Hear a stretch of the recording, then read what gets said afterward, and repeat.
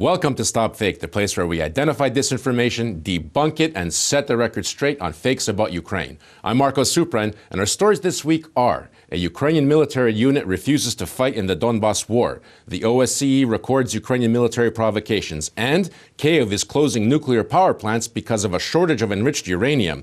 All right, let's get to the details. Representatives of the self-proclaimed Luhansk People's Republic have been circulating fakes claiming that not just a unit, but an entire company of the Ukrainian army refused to participate in combat in the war in eastern Ukraine. Russian propaganda sites quickly seized on the fake, disseminating it even further. Meanwhile, the Ukrainian military deny the information is true and say this is just the latest manufactured Russian fake. Moskovsky Komsomolets writes that an entire Ukrainian company deployed in the Donbas refused to fire their weapons, while Komsomolskaya Pravda claims, quote, Ukraine's military are tired of sitting in the trenches and waging a senseless bloody war, so they refused to take part in the hostilities and demanded they be returned home immediately. Now, StopFake asked the Ukrainian army if this claim had any basis in reality.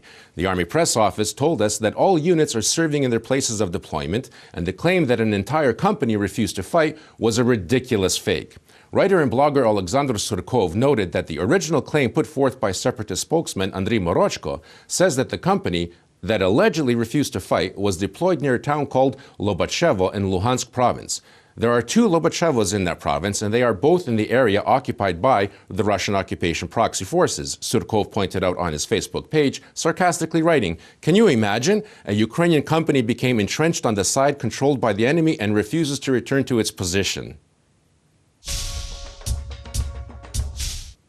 Scores of Russian media disseminated a fake last week claiming that the OSCE had recorded Ukrainian military shelling territories controlled by the self-proclaimed Luhansk People's Republic, the LPR.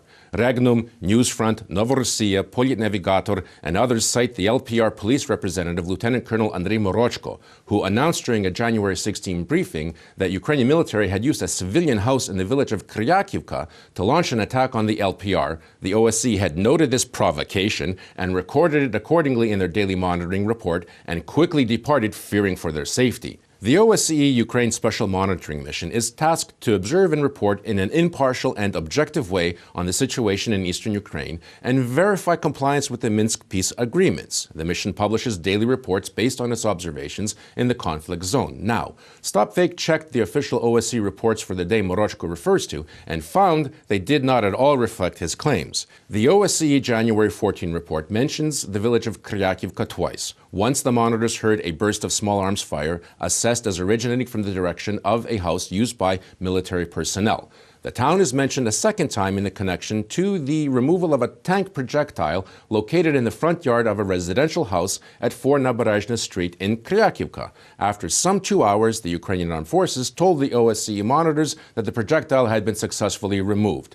The report does not mention that fire was directed at OSCE monitors or LPR positions. Mr. Morochko's so-called briefings are simply staged television events with the lieutenant colonel reading from a teleprompter on camera.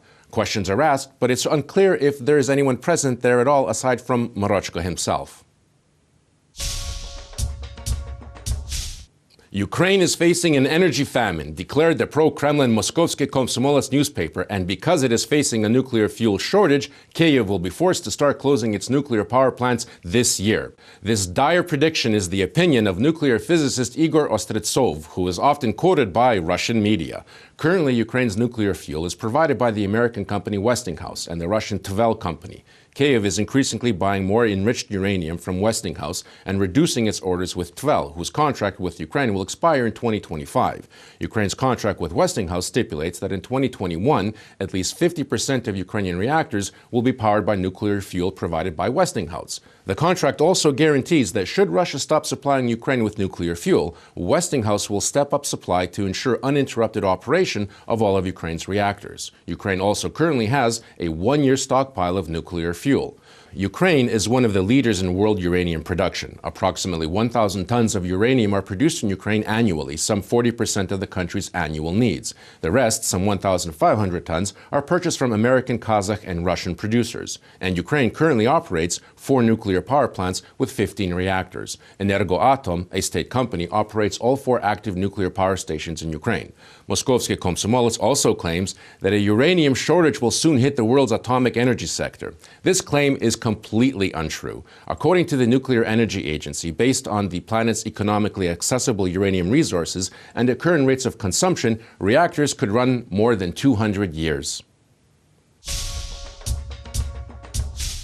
That's it for this week. Our video digest only presents a small amount of the fakes we debunk every week. You can find much more dissected disinformation on the StopFake website, such as the fakes being peddled by Russian Foreign Minister Sergei Lavrov. Be vigilant, look out for fakes, and if you spot any disinformation about Ukraine, forward it to us for a truth autopsy. New year, new fakes, but hey, we're on it. I'm Marko Suprun, and this is StopFake. Thanks for watching.